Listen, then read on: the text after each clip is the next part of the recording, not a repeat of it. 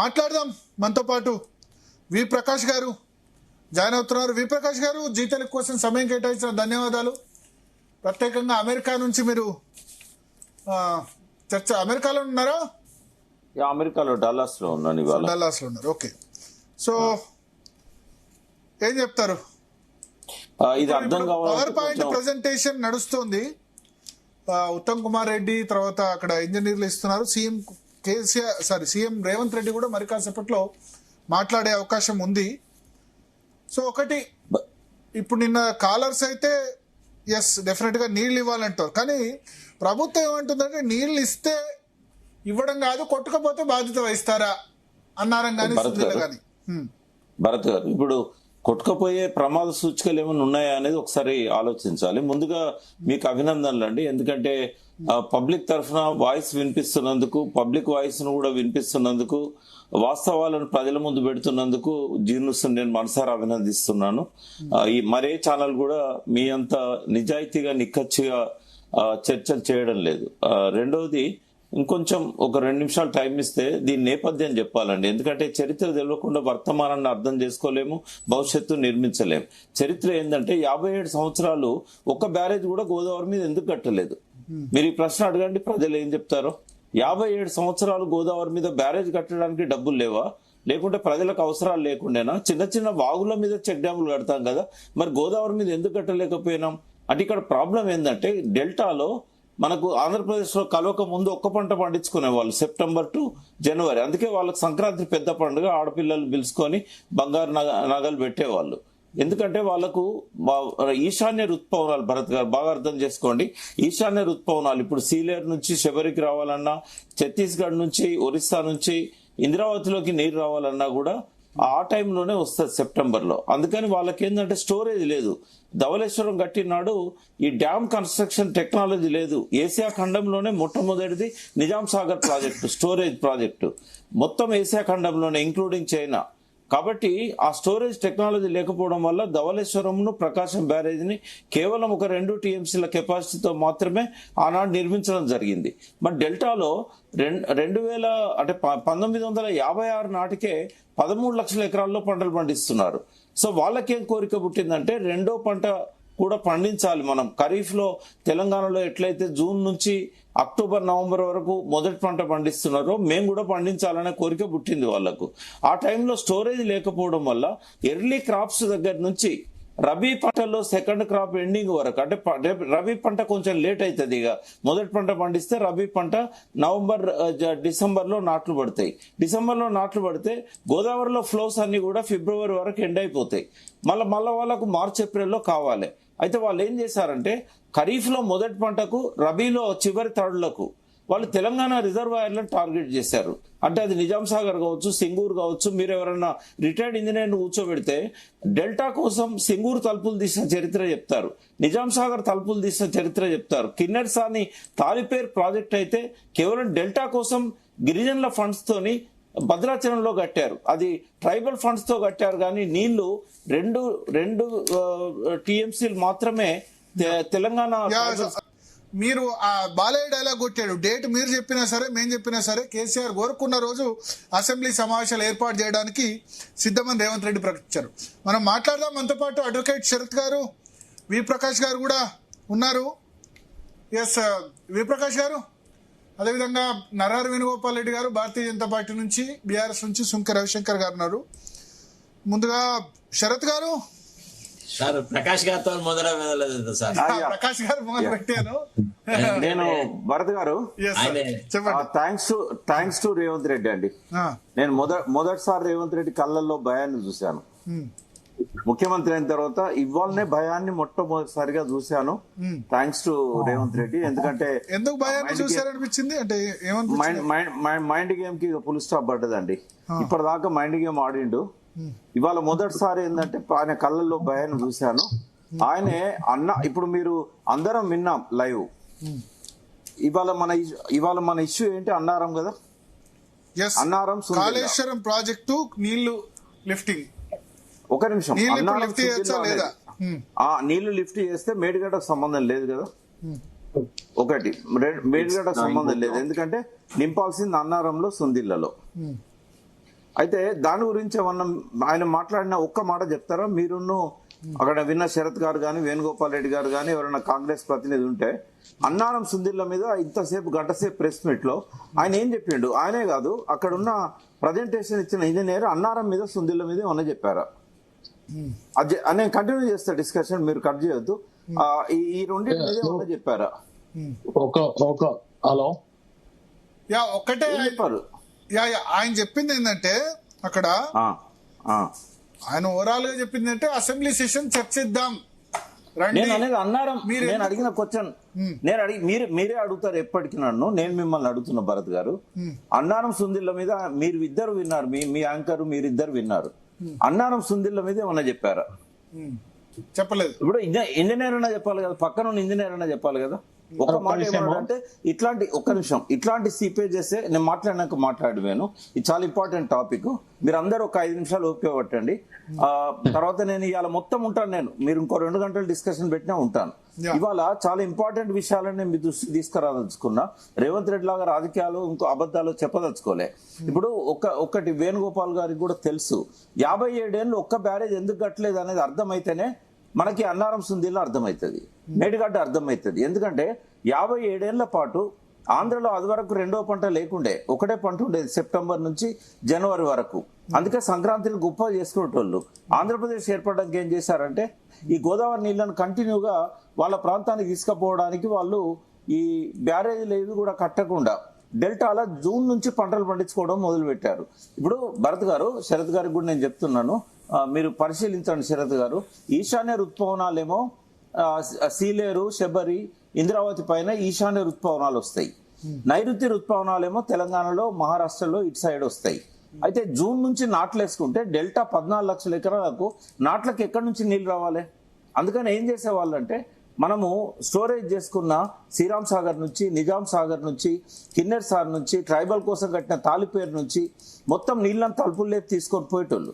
అయితే ఈ బ్యారేజీలు కడితే ఏమవుతుందంటే ఖరీఫ్ కు నాట్లకు నీళ్లు తీసుకుపోవడానికి కుదరదు. అట్లనే రెండో పంట ఆలస్యంగా మొదలవుతుంది. వాళ్ళకి సెప్టెంబర్లో పడాల్సిన నాట్లు వాళ్ళకు జనవరిలో పడతాయి లేదా డిసెంబర్లో పడతాయి. అందుకని ఏం చేసేవాళ్ళు అంటే రబీలో చివరి క్రాప్ కి చివరి తడులకు తెలంగాణ నుంచి నీళ్ళని తీసుకుపోయేటోళ్ళు. 57 ఏళ్ళు 500 మైళ్ళ గోదావరి మీద ఒక్క బ్యారేజ్ కట్టలేదండి. ప్రపంచంలో ఏదైనా ఒక నదిని మీరు గూగుల్లో సెర్చ్ చేస్తే 500 మైళ్ళు బ్యారేజ్ లేని నది ఉంటే గోదావరి అని చెప్పొచ్చు దాని పేరు. అటువంటి ఎస్ఆర్ఎస్పి తర్వాత ఏ బ్యారేజ్ కట్టలేదు అంటే ఎందుకు కట్టలేదు? టెక్నాలజీ లేదా? బ్యారేజ్ కడితే కాస్ట్ ఎక్కువ అవుతుందా? కేసీఆర్ 3 ఏళ్ళనే కట్టిండు కదా. అంటే దేవాదులుగా ప్రాజెక్ట్ కట్టారు కానీ బ్యారేజ్ కట్టలేదు, ఓన్లీ నీళ్ళు లిఫ్ట్. నేను స్ట్రైట్ గా ఇక్కడ మిమ్మల్ని రిక్వెస్ట్ చేస్తున్నారు, నన్ను ఇన్ని సంవత్సరాల నుంచి మీరు టైం ఇస్తున్నారు, ఒక 5 నిమిషాలు ఇవ్వండి.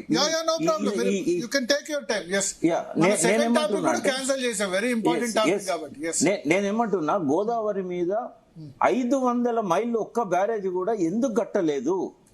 దేవాదుల నిర్మాణం చేసినప్పుడు దేవాదుల దగ్గర బ్యారేజ్ ఎందుకు కట్టలేదు? పారే నదిలో నుంచి గ్యారంటీ ఉంటుందా ఎప్పటికీ నీళ్ళు లిఫ్ట్ చేయడానికి? స్టోరేజ్ ఉండాలి కదా. రాజశేఖర రెడ్డి గారు 2009 ఎన్నికలకు పోయే ముందు కంతనపల్లి దగ్గర ఒక శిలాఫలకం వేశారు. ఆయన చనిపోయాడు తర్వాత. కానీ రోషయ్య గారు, కిరణ్ కుమార్ రెడ్డి గారు ₹1 దానికి కేటాయించలేదండి ఆ బ్యారేజ్ కోసం. అంటే చంద్రబాబు చేసిన తప్పును కరెక్ట్ చేయడానికి జలయజ్ఞంలో కంతనపల్లి దగ్గర బ్యారేజ్ కట్టాలనుకున్నారు.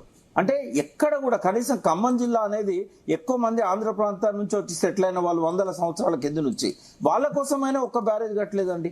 అంటే ఎందుకు అంటే గలగలా గోదావరి తరలిపోతుండాలి, బిరబిరా కృష్ణమ్మ పరుగులిడుతుండాలి, రాజమండ్రి విజయవాడలో బంగారు పంటలు పండాలి, వాళ్ళ ముంగిళ్ళల్లో మురిపాలు ఉండాలి, తెలంగాణలో కష్టాలు, కన్నీళ్లు, వలసలు, ఆత్మహత్యలు. ఇదండి 57 ఏళ్ల సమైక్య రాష్ట్రంలో. సరే పోనీ తెలంగాణ తెచ్చుకున్నాం, కట్టుకున్నాం అనంటే ఇప్పుడు ఆ కట్టుకున్న వాటిని పని చేయకుండా చేశారు. నేను ఒకటి అడుగుతాను భరత్ గారు, స్ట్రైట్ గా మిమ్మల్ని అడుగుతున్నాను నేను. కేసీఆర్ గారికి బ్యారేజ్ కట్టడానికి 3 ఏళ్ళు పడితే అందులో తప్పులేంటో లోపాలేంటో సరిచేయడానికి పరిశీలించడానికి 3 ఏళ్ళు కావాలన్నా అండి? శరత్ గారితో నేను ఒప్పుకుంటా. ఏంటంటే నిన్న మీరు చెప్పారు NDSA రిపోర్ట్ లో జూలై నెక్స్ట్ ఇయర్ 2027 వరకు ఇది ఫంక్షన్ లోకి తీసుకురావాలని చెప్పినట్టు ఉంది. అంటే వాళ్ళు రాయిస్తే రాస్తారండి. ఇప్పుడు పొలిటికల్ డిసిషన్సే ఇంజనీర్ల మీద పనిచేస్తున్నాయి. ఆ శరత్ గారు తెలుసు ఆ విషయాన్ని. వాళ్ళు 27 రాయమంటే రాస్తారు, 29 రాయమన్నా రాస్తారు. ఎందుకంటే వాళ్ళ ఉద్దేశం ఏంటంటే పోలవరం కట్టుకుంటున్నారు, ఆంధ్ర రైతులకు కూడా పంటలు పండాలని నేను కోరుకుంటున్నా. పోలవరం పూర్తయ్యేదాకా వాళ్ళ దురదృష్టం ఏంటంటే పోలవరం 2 సార్లు డ్యామేజ్ అయింది కాబట్టి స్టోరేజ్ చేయడానికి ఆలస్యం అవుతున్నది. ఆలస్యం కావడం వల్ల ఈ గలగల గోదావరి డెల్టాకు పోవాలి కదా. గలగల గోదావరి డెల్టా పోవాలంటే పోలవరంలో స్టోరేజ్ వచ్చేదాకా. అందుకే ఒక విషయాన్ని మీకు గుర్తు చేస్తా. ఆఖరి నిజాం ఎవరైతే ఉన్నారో మీర్ ఉస్మాన్ అలీ ఖాన్, ఆయన కంటే ముందు వాళ్ళ ఫాదరు రోజు లేసి ఆంధ్ర దిక్కు తిరిగి దండం పెట్టేవాడట. అయితే వాళ్ళు అడిగారు, సార్ తూర్పు ఇటు ఉంటుంది, మీరు అడిదిక్కు తిరిగి దండం పెడతాను. ఏంటంటే వాళ్ళు చల్లగా ఉండాలండి, వాళ్ళు చల్లగా ఉండకపోతే మన మీద వచ్చి మన మీద పడతారు, మన వనరులను వాళ్ళు ఎక్స్ప్లాయిట్ చేస్తారు అని చెప్పి ఆఖరి నిజాం కంటే ముందున్న మీర్ మహబూబ్ అలీ ఖాన్ చెప్పిన ఆన్సర్ హిస్టరీలో రికార్డ్ అయి ఉన్నది. వాళ్ళు చల్లగా ఉండాలంటే పోలవరం కావాలి. పోలవరం పూర్తి అయితే డెల్టాకు కావాల్సిన స్టోరేజ్ వస్తుంది. డెల్టాకు స్టోరేజ్ వస్తే మనకి తలనొప్పులు ఉండవు. కానీ ఆ పోలవరాన్ని వాళ్ళు పూర్తి చేయలేకపోవడం వల్ల మేడిగడ్డను బ్లాస్ట్ చేశారు. అన్నారం సుందిళ్లలో ఏ లోపం లేదండి, ఒక చిన్న లోపం ఉండే, అది కూడా మీకు చెప్తాను. మీరు ఆ ఇంజనీర్ రిటైర్డ్ అయి ఉన్నారు, కావాలంటే పిలిచి మాట్లాడించండి. ఆయన గ్రౌటింగ్ చేసి ఆ చిన్న సీపేజ్, అంటే సీపేజ్లో ఇసుక పోతేనేమో డ్యామేజ్ అవుతుందండి బ్యారేజ్కి. ఇప్పుడు ఇసుక పోలేదు, ఇక్కడ మేడిగడ్డ దగ్గర ఇసుక పోయిందని చెప్పారు కానీ ప్రూఫ్ లేదు దానికి. కానీ ఇక్కడ ఏంటంటే ఇసుక పోలేదు, బుంగలు వచ్చినాయి. బుంగలు మీరు ప్రపంచంలో భారతదేశమే కాదు, తెలంగాణే కాదు, ఎక్కడ ప్రాజెక్టులనైనా బుంగలు వచ్చుడు కామన్ అండి. బుంగలు రాగానే ఏం చేస్తారంటే అలర్ట్ అయ్యి గ్రౌటింగ్ చేస్తారు. ఇక్కడ అన్నారంలో మీరు ఏ ఇంజనీర్ తీసుకొచ్చి కూర్చోబెట్టండి, మీరు స్ట్రింగ్ ఆపరేషన్ చేయండి, లేదంటే షరత్ లాంటి వాళ్ళతో మాట్లాడించి మీరు చెప్పండి. ఎక్కడ కూడా ఒక్క చిన్న ఇసుక రేణు అనేది సీపేజ్లో రాలేదండి. కేవలం వాటర్ లీక్ అయితేనే ఆయన గ్రౌటింగ్ చేసినందుకు రేవంత్ రెడ్డి ప్రభుత్వం ఆయనను పక్కన కూర్చోబెట్టింది. ఆయన రిటైర్మెంట్కి ఉన్న వ్యక్తిని 6 నెలల పాటు ఆయనను కంటిన్యూ చేయకుండా నువ్వు ఎందుకు పూడ్చినావు, బుంగలు ఎందుకు పూడ్చినావు నువ్వు? ఈ బుంగలు పూడ్చడం అనేది అది ఎవ్రీ ఇయర్ చేసే మెయింటెనెన్స్ వర్క్ అండి. అంటే ఇవాళ ఇప్పుడు ఆయన కేసీఆర్ రావాలి అసెంబ్లీలో మేము చర్చిస్తాం, కేసీఆర్ వచ్చి చెప్తే అయిపోతాయి కదా. నేనేమంటున్నా, కేసీఆర్ గారికి కూడా మీ ద్వారా నేను ఒక అప్పీల్ చేస్తున్నా, దయచేసి మీరు అసెంబ్లీకి రాకండి. ఎందుకంటే మీకు సమఉజ్జి ఇరిగేషన్ మీద నాలెడ్జ్ ఉన్న వ్యక్తి అసెంబ్లీలో లేడు. మీ రేవంత్ రెడ్డితో చర్చకు రావాలనుకుంటే రియల్ ఎస్టేట్ మీద రావాలండి. కేసీఆర్ గారికి ఏమో వంప్ ఎక్కడ, మిట్టెక్కడ, లోయలు ఎక్కడ, రిజర్వాయర్లు ఎక్కడ కట్టాలి, ఇదంతా సమగ్రంగా అవగాహన ఉంది తెలంగాణ మీద. ఇంజనీర్లకు కూడా లేనంత జాగ్రఫికల్ అవగాహన, నేను చెప్పేది టెక్నాలజీ కాదు, జాగ్రఫికల్ అవగాహన, ఎక్కడ ఏ బాగున్నది అనేది కూడా ఈయనకు తెలుసు. కానీ రేవంత్ రెడ్డికి ఏంటంటే ఏదైనా సర్వే నెంబర్ చెప్తే ఆ భూమి ఎవరిది, అది ఎవడు కబ్జా పెట్టిండు, దానిలో ఏమున్నది అనేది రేవంత్ రెడ్డి తెలుసు. నేను చాలా ఎక్స్పెక్ట్ చేసినండి, కనీసం రియల్ ఎస్టేట్ అన్నా చాలా భూమి అవుతుంది. ఎందుకంటే రేవంత్ రెడ్డికి కేసీఆర్కి ఇరిగేషన్ మీద ఉన్నట్టు రేవంత్ రెడ్డికి రియల్ ఎస్టేట్ మీద ఉంది అనుకుంటే ఆయన అక్కడ కూడా అసమర్థునిగా ఆయనే ఇచ్చేశాడు. ఇవాళ స్పీచ్ మీద నేను ఒకటే మాట మాట్లాడతానండి. ఆయన 90% అబద్ధాలు మాట్లాడిండు. నేనేమో సెట్ చేసుకుంటా కూర్చున్నా, శరత్ గారు కరెక్ట్ చేయాలి. యూకే కాన్స్టిట్యూషన్, దేశాలలో ఉన్న కాన్స్టిట్యూషన్, ఎక్కడన్నా ముఖ్యమంత్రి అబద్ధాలు చెప్తే ఏమన్నా పనిష్మెంట్ ఉందా అంటే ఎక్కడ కనబడతలేదు. అది మన దౌర్భాగ్యం. వాళ్ళు గూగుల్ ఏం చెప్తుందంటే ప్రజలే ఆలోచించాలి, ప్రజలే ఆయన దించేయాలని గూగుల్ చెప్తున్నది. అంటే ఏ రకంగా కూడా ముఖ్యమంత్రి అబద్ధాలు ఆడితే పనిష్మెంట్ లేదు. నేను మీ PCR-కు అడగండి, ఇంజనీర్స్ రిపోర్ట్ పెట్టాను, అందులో మీరు ఎక్స్ట్రాక్ట్స్ 3 సార్లు మేడిగడ్డ కట్టాలని ఇంజనీర్ చెప్పారు, అది చూపెట్టండి మీరు. రెండోది, ఒక్క నీటి చుక్క కూడా అందుబాటులో లేదని చెప్పాడు. వరద పోతే ఎత్తిపోసుకోవాలి కానీ వరద పోతలేదని చెప్పాడు. అది కూడా నేను ఇవాళ మార్నింగ్ 6 o'clock 1,22,000 క్యూసెక్కులు, అంటే దాదాపుగా 11-12 TMCలు మేడిగడ్డ దగ్గర నుంచి పోతున్నది. నేను మీ లక్ష్మీ బ్యారేజ్ రికార్డ్ అంతా కూడా మీ PCR-కి ఇచ్చాను. ముఖ్యమంత్రి అబద్ధాలు చెప్పాడని చెప్పడానికి 2 చాలండి. లాస్ట్కి ఏంటంటే ఆవు కథ ఎన్నిసార్లు వినాలండి? నాకు అనిపిస్తుంది, నేను చాలా బాధతో చెప్తున్నా, నాకు కూడా క్యాన్సర్ వచ్చింది. విద్యాసాగర్ రావు గారికి, జయశంకర్ సార్కి వచ్చినప్పుడు నాకు కూడా వచ్చి ఉంటే ఈ కష్టాలను, కన్నీళ్లను, ఇవన్నీ చూడాల్సిన దౌర్భాగ్యం నాకు ఉండకపోయేది. ఎందుకంటే నాకు వినలేకపోతున్నా అబద్ధాలను, ఆవు కథలను వినలేకపోతున్నా. సరే, తెలంగాణ వాళ్ళు ఆయన దృష్టిలో ఎడ్డి వాళ్ళు, గుడ్డి వాళ్ళు అని అనుకోవచ్చు. అది తెలంగాణ ప్రజల విజ్ఞత. ప్రకాష్ గారు మీలాంటి మేధావులు ఉండాలి. ఎస్, మీరు అట్లా అనొద్దు. సారీ. ఎస్, ఇప్పుడు రాజకీయాలు, పార్టీలు, అధికారులు కానీ మీరు అట్లా దయచేసి అనొద్దు. ఎస్, శరత్ గారు సార్ చెప్పండి సార్. ఏమనిపించింది సీఎం స్పీచ్ విన్న తర్వాత? సమ్ పార్ట్స్ లో నేను I agree with Prakash sir. అయితే ఒకటేంటంటే Prakash sir is not accountable to me. నన్ను దృష్టిలో పెట్టుకొని చెప్పద్దు. నేను నిన్న ఏదైతే మాట్లాడినాను, ఏది ఎన్డిఎస్ఏ రిపోర్టు ఏవైతే నేను కోట్ చేసినానో, I did a lot of homework on that. అందుకే నేను నిన్న అంత కరాఖండితంగా మాట్లాడినా. నాకు ఎవరిని ప్లీజ్ చేయాల్సిన అవసరం లేదు. నేను అట్లా ఎవరి గురించి ఒక నిమిషం శరత్ గారు, నేను అట్లా పర్సనల్ గా తీసుకోలేదు. నేనేమన్నా అంటే రిపోర్ట్ రాయించవచ్చు కదా, మీకు ఐడియా ఉంటది కదా. పొలిటికల్ ఇప్పుడు చంద్రబాబు నాయుడుకు మోడీకి ఉన్న సంబంధం వల్ల ఆయన ఏదన్నా రాయించగలుగుతాడనే ఉద్దేశంతో తప్ప మిమ్మల్ని ఎక్కడ నేను పర్సనల్ నేను అనలేదు బ్రదర్. నేను I got total respect for you, full respect. అట్లాంటిది ఏం లేదు. అయితే విషయం ఏంటంటే, నేను what I expected from the honourable chief minister statement ఏంటంటే, ఇప్పుడు ఇంతమంది ప్రతిపక్ష నాయకులు ఇంత గొడవలు చేస్తున్నారు కదా, ఇంత అల్లరి చేస్తున్నారు కదా, ఈ అసెంబ్లీలు ముఖ్యమంత్రిని పిలిచి తోడలు కొట్టుడు అదంతా కట్టే. రేపు నేను అఖిలపక్ష మీటింగ్ ఒకటి కన్వీన్ చేస్తాను. I want to discuss with them. I also want to discuss with Etela Rajender and all others ని పిలుస్తాను. వాళ్ళందరి నుంచి వాళ్ళ ఐడియాస్ ని నాకు కాంట్రిబ్యూట్ చేయమనండి. వాళ్ళందరి తర్వాత మేము ఎడహాగ్గా ఏదైనా స్టెప్స్ తీసుకోవడానికి can we obtain any technical advice from NDSA అని అంటాడేమో. నేనైతే ఐ వాజ్ ఎక్స్పెక్టింగ్ దట్. చాలా అబ్జర్వ్ చేసిన అతను. ప్రాబ్లం ఎక్కడ వస్తుందంటే, రేవంత్ రెడ్డితోని మైకు కొట్టంగానే కేసీఆర్ కి తద్దినం పెట్టాలన్న ఆలోచనలోనే వస్తున్నాడు. అట్లా కాదు. రాష్ట్ర బహుళ ప్రయోజనాల పాయింట్ ఆఫ్ వ్యూ ముఖ్యమంత్రి మాట్లాడే దాంట్లో కొంత సంయమనం ఉండాలి. ఇప్పుడు వీళ్ళేదో మేము పంప్ హౌజుల్లో మేమే ఆన్ చేస్తాం అది ఇది అంటే, నువ్వు అది తప్పు, అట్లా చేయడానికి వీల్లేదు, మీరు ఎక్స్పర్ట్ ఒపీనియన్ తీసుకోవాలేదన్నాం. ఇప్పుడు కూడా ఆయన ఎక్స్పర్ట్ ఒపీనియన్ అక్కర్లేదు అనే యాంగిల్లో మాట్లాడాడు. అసలు నేనేమనుకో చిత్తశుద్ధితోని నోనో అట్లా కాదు. In view the present situation, in view the scarcity of water, everything అంటే రెయిన్ ఫాల్ తక్కువ ఉండడం వల్ల ఉన్న నీళ్లను మనం సద్వినియోగం చేసుకోవడానికని, వస్తున్న వరదలను కొంత వాడుకోవడానికని, పంపింగ్ చేయడానికి ఏదైనా టెంపరీ మెజర్స్ చేసుకోవచ్చా, చేసుకుంటే ఎంత ఖర్చు వస్తుంది, ఏ రకంగా చేయొచ్చు అని నేను మా మంత్రిని, మా ఇరిగేషన్ మినిస్టర్ గారిని ఎన్డీఎస్ దగ్గర పంపిస్తాను. లేదంటే మేము ఒక టీమ్ ఆఫ్ ఆఫీసర్ని పంపిస్తాము. ఈ రకంగా వాళ్ళ నుంచి టెక్నికల్ అడ్వైస్ తీసుకుంటాము. I'm serious about this issue. I have taken into consideration the uproar expressed by the opposition అంటాడని అనుకున్నాను. కానీ అంటే ప్రజల తరఫున మాట్లాడింది తప్పవచ్చు, ఒప్పవచ్చు, ఏదైనా కావచ్చు. కేసీఆర్ వాదనతో కానీ కేటీఆర్ వాదనతో, హరీష్ రావు వాదనతో మనము ఏకీభవించాల్సిన అవసరం లేదు. కానీ వాళ్లకు ప్రజల తరఫున మాట్లాడే హక్కు లేదు అన్న లెవెల్లో ఆయన మాట్లాడే తీరు మాత్రం ఇట్ ఈస్ హైలీ అబ్జెక్షనబుల్. నేనైతే దాన్ని యాక్సెప్ట్ చేయను. ఎందుకంటే ఆయన ఒక మాట అనాలి. ఎస్, ఇప్పుడు ఇంతమంది ఇప్పుడు ప్రతిసారి తొడగట్టి కేసీఆర్ ను రా అనడం తప్పే, కేసీఆర్ కూడా సభను ఇగ్నోర్ చేయడం తప్పే. ఇప్పుడు ఒక ప్రతిపక్ష నాయకుడి హోదాలో ఉన్న వ్యక్తి వాట్ ఎవర్ ఇట్ ఈస్, ఇప్పుడు మనము చాలా సార్లు మనం మాట్లాడుతున్న విషయాలను ఇతరులు వినాలని నమ్మాలని అంతకు లేదు.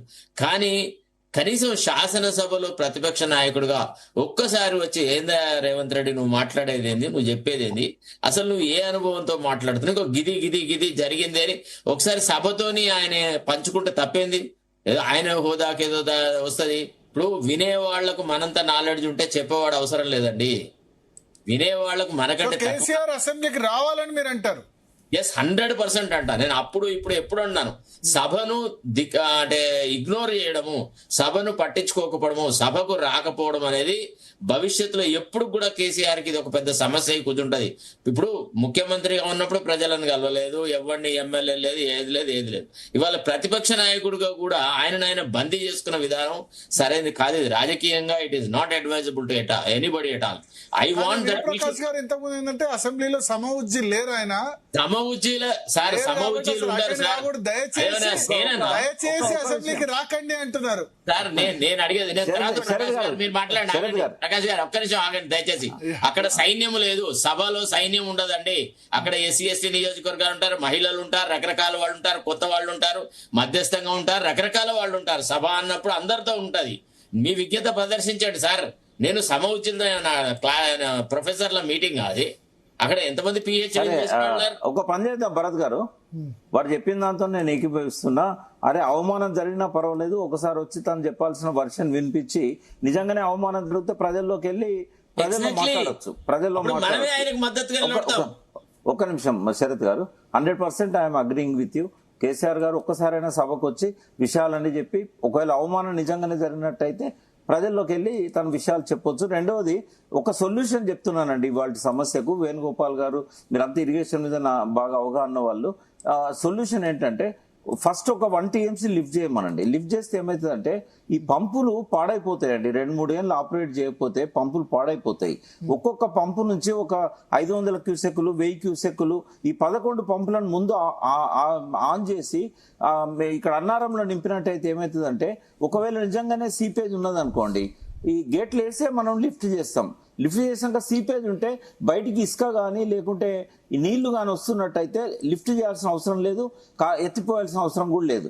కానీ టెస్ట్ చేయడానికైనా ఒక 1 TMC ఎత్తిపోసి ఒక 4 రోజులు చూసినట్టయితే నిజంగానే భూమి వదులుగా ఉండి లీకేజ్ వచ్చినాయి అనుకోండి, అందరు అగ్రి అవుతారు. అంటే టెస్టింగ్ చేయొచ్చు కదా. ఒక 1 TMC తోని గోదావరి నదిలో పోతాయి తప్ప ఏ ఇండ్లలోకి రావు, భద్రాచలం కొట్టుకపోదు. నేను ఉత్తమ్ కుమార్ రెడ్డి గారికి మీ ద్వారా రేవంత్ రెడ్డి గారి సలహా ఏంటంటే, టెస్ట్ చేద్దాం. మీరు చెప్పింది, బీఆర్ఎస్ చెప్పింది ఏది నిజం అనేది ఆ నీళ్లే నిజం రుజువు చేస్తాయి కదా.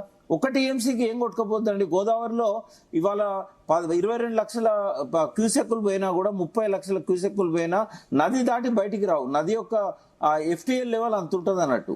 కాబట్టి 1 TMC అనేది 1 TMC తోని అన్నారం కింద లీక్ అవుతుందా, సుందిళ్ళ కింద లీక్ అవుతుందా అనేది స్పష్టం అవుతుంది. ఓ 4 రోజులలో తేలిపోద్ది కదా.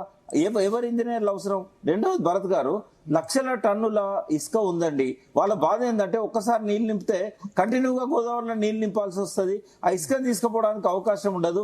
మీరు నమ్ముతారా భరత్ గారు? ఒక్క రోజు ఇన్కమ్ ఒక్క కాంట్రాక్టర్ కి ఇసుక మీద 20 నుంచి 30 లక్షలు వస్తుంది. ఒక్క రోజు ఇన్కమ్, 1 డే ఇన్కమ్, ఖర్చులు పోను. మరి దానికోసం జరుగుతుందని అనుకోవచ్చు కదా. ప్రజల విఘ్నతకు వదిలేస్తున్నా. ఇది ఇసుక కోసం చేస్తున్నారా లేకుంటే గోదావరి డెల్టా కోసం చేస్తున్నారా? ఒకవేళ నిజంగానే తెలంగాణ కోసం చేయాలనుకుంటే ఎల్నినో వచ్చింది. ఇప్పుడు రైతులకు ఇవ్వకండి మీరు ఒక్క చుక్క కూడా. కానీ హైదరాబాద్ మంచినీళ్ళు ఎట్లా? ఇప్పుడు 1,50,00,000 మందికి మంచిళ్ళకైతే టెస్ట్ చేసి తీసుకుపోవచ్చు కదా. ఎల్లంపల్లి నుంచి ఎల్లంపల్లి వరకు లిఫ్ట్ చేయమనండి. ఒక్కొక్క TMC లిఫ్ట్ చేస్తే లీకేజ్ ఉంటే కనుక బీఆర్ఎస్ విడ్రా చేసుకుంటారు తన ప్రతిపాదనను. ఓకే, ఎస్ చెప్పండి ప్రకాష్. లాంటి సంస్థలు ముడిపడి ఉంది కాబట్టి ఇది సిబిఐ నిండు అసెంబ్లీ తీర్మానం చేస్తే అసెంబ్లీ తీర్మానం కూడా మీకు నమ్మకం. నేను డైరెక్ట్ గా చరణ్ కౌశిక్ గారిని అడుగుతున్నాను. కేసీఆర్ గారికి ఏమో ఇవన్నీ కట్టడానికి 2.5 నుంచి 3 సంవత్సరాలు పట్టింది. మరి కనీసం సర్వే చేయడానికి ఏ తప్పు జరిగిందని తెలుసుకోవడానికి కూడా రేవంత్ రెడ్డికి 2.5 సంవత్సరాలు సరిపోలేదు అని అంటే ప్రజలు ఏమర్థం చేసుకుంటారు? ఆయన కట్టగలిగిండు కానీ, అంటే కట్టడానికి ముందు అన్ని రకాల పరీక్షలకు అన్నిటికీ అయిన తర్వాతనే ఇంజనీర్లు కడతారు, కాంట్రాక్టర్లు కడతారు. మరి ఆయన అన్ని చేయగలిగింది 3 ఏళ్లలో అయినప్పుడు 3 ఏళ్లలో తప్పెక్కడున్నదో తెలుసుకోలేము అని అంటే మీకు నిజంగా తెలంగాణ ప్రజల పట్ల ఇంట్రెస్ట్ ఉందా, చిత్తశుద్ధి ఉందా లేదా అనేది ప్రజలు ఇవాళ అడుగుతున్నారు. రెండవది, 1 TMC లిఫ్ట్ చేస్తే లీకేజ్ ఎక్కడున్నదో తెలుస్తుంది కదా. 1 TMC తో భద్రాచలం కొట్టుకపోదు కదా. ఒక టెస్ట్ చేయడానికి 1 TMC సరిపోదా? మూడోది, మీకు ఇంగ్లీష్ కనుక పర్ఫెక్ట్ రాకపోయినా పర్లేదు, ఇంగ్లీష్ అర్థమైతే నేను PCR దగ్గర మేడిగడ్డ రిపోర్టు ఇంజనీర్లు ఇచ్చింది పెట్టాను. వాళ్ళు వద్దన్నారా, కట్టమన్నారా? మీరు అది చదువుకున్నాక నెక్స్ట్ మీటింగ్ లో నాకు చెప్పండి. ఆ ఇంజనీర్ రిపోర్ట్ మీకు పంపిస్తా. ముఖ్యమంత్రి ఎన్నోసార్లు అన్నాడు, ఇవాళ కూడా అన్నాడు, ఇంజనీర్లు మేడిగడ్డ కట్టొద్దన్నారు అని. ఒకవేళ మేడిగడ్డ కట్టొద్దని ఇంజనీర్లు అంటే గనక అది దేనికైనా, ఏ శిక్షకైనా నేను సిద్ధం. ఇంజనీర్లు కనుక మీరు 5 ఇంజనీర్లలో 4 బతుకున్నారు, ఎవరినో ఒక్కరిని వాళ్ళు లైవ్ లోకి తీసుకోగలిగితే వాళ్ళే చెప్తారు ఈ ఇంజనీర్లు కట్టొద్దన్నారా, కట్టమన్నారు. ఎందుకంటే ముఖ్యమంత్రి గారు పదే చెప్తున్నాడు, ఇంజనీర్లు కట్టొద్దన్నారు. తేలిపోతుంది కదా ఒక్కసారి. ఓకే, ఎస్ విప్రకాష్ గారు, కాలర్స్ అయితే నాకు అవుట్ రైట్ గా కాళేశ్వరం నీళ్లు ఇవ్వాల్సిందే అంటారు. ముందు ఏమంటారు, లిఫ్ట్ చేసి ఇవ్వాల్సిందే అని చెప్తున్నారు. ఈ పరివారం లేదు, మునుగోడు నాగరికల్ నుంచి కూడా ఫోన్ చేస్తున్నారా? ఇప్పటిదాకా మాట్లాడిన మిత్రుడు టిఆర్ఎస్ పార్టీ ఫండ్ పెట్టి చేయించాలన్నాడు కదా. వాస్తవంగా భరత్ గారు, మీ అందరికీ నా విన్నపం ఏంటంటే, ఇవి అన్ని టెస్టులు అయినాయండి, మొన్ననే కంప్లీట్ అయిపోయినాయి. ఆ టెస్టులలో ఏం తెలియలేదండి. నేను కాన్ఫిడెన్షియల్ గా చెప్తున్నా మీకు. ఇంజనీర్లు, నేను అక్కడ మీరు చైర్మన్ గా పనిచేసిన సంగతి మీకు తెలుసు. తెలంగాణ ఇంజనీర్లంతా కూడా నేనంటే అభిమానించేవాళ్ళు. నేను అక్కడ 7 సంవత్సరాలు నేను వాళ్ళకి చైర్మన్ గా పనిచేశాను. కాన్ఫిడెన్షియల్ ఇన్ఫర్మేషన్ నేను మీకు చెప్తున్నాను. అక్కడ ఏ లోపం ఉన్నట్టు కూడా వీటిల్లో అనుమానాలే ఇప్పటికి కూడా ఏంటంటే అక్కడ అయినట్టు అవుతుందేమో. అయితే ఈ అనుమానాలను నివృత్తి చేయడానికి 2 years కిందనే అప్పుడు అక్కడ ఉన్న ఈఎన్సీ ఏం చేశాడంటే గ్రౌటింగ్ చేసి ఆ బుడగలు వచ్చేదాన్ని కూడా కూల్పేశాడు. ఎక్కడ కూడా ఇసుక రాలేదు ఇప్పటి వరకు. అన్నారం కట్టిన తర్వాత, సుందిల్లా కట్టిన తర్వాత ఫ్రీక్వెంట్ టెస్టులు చేస్తారు ఎండాకాలంలో. ఎప్పుడు కూడా ఇసుక అనేది పైపింగ్ ద్వారా రాలే. పైపింగ్ ఎఫెక్ట్ మేడిగడ్డలో ఉన్నదన్నారు కానీ అక్కడ లేదు. ఇప్పుడు రిపేర్ చేయాల్సిన అవసరమే లేదండి ఇప్పుడు అది. ఆ రెండు కూడా ఐస్టీస్ గా పనికొస్తాయి. మొన్న ఇసుక ఎందుకు తీశారంటే రాఫ్ట్ దగ్గర బాగా ఇసుక పేరుకపోయింది, ఒక 2-3 మీటర్లు 5-6 మీటర్లు పేరుకపోయింది కాబట్టి ఇసుక తీశారు. కానీ ఇప్పుడు ఏ రకమైన రిపేర్లు అవసరం లేదు. ఒకవేళ నిజంగానే టీఆర్ఎస్ కి బాధ్యత ఇచ్చినట్టయితే వాళ్ళు 100% చేయగలుగుతారు. ఏ ధైర్యంతో జగదీష్ రెడ్డి చెప్పాడు అనేది నాకు తెలుసు. ఏంటంటే ఇంజనీర్లు చెప్తున్నది ఏంటంటే ఈ పరీక్షలు అన్ని 2.5 సంవత్సరాలు చేశారు. 2.5 సంవత్సరాల్లో చేయగలిగింది ఏమీ లేదు అక్కడ. టూత్ పాలిష్ వర్క్ తప్ప, సున్నాలు వేయడం, కలర్ వేయడం తప్పితే రిపేర్ చేయాల్సింది అన్నారంకు సుందిల్లకి ఏమి లేదు. నేనేమంటున్నా ఒక 1/2 TMC ఎత్తమనండి, ఒక 5,000 క్యూసెక్లు ఎత్తమనండి. 10,000 క్యూసెక్లు అయితే మనకు 11,500 క్యూసెక్లు అయితే ఒక టీఎంసీ. ఒక 5,000 క్యూసెక్లు ఎత్తమనండి, అక్కడ నిండుతుంది కదా. ఆ నిండినప్పుడు లీకేజ్ అయితే తెలుస్తుంది కదా.